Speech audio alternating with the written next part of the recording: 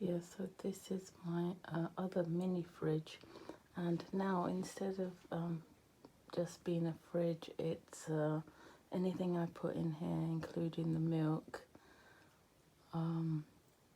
That's why I made a cooler.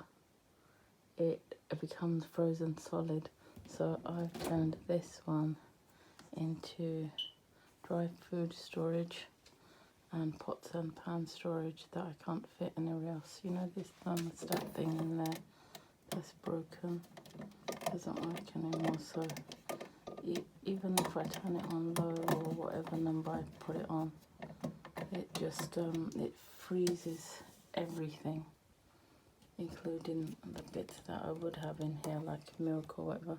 So now I've turned it into another dry food storage, and things that don't fit somewhere else in here, like bakeware and stuff.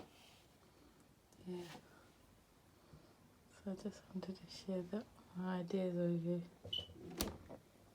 Oh, pardon me, I just like making things, you know, instead of rushing out to Amazon and paying £20, 40, 80, 60, 100, whatever, to buy a brand new one. I like turning my kitchen goods into other things.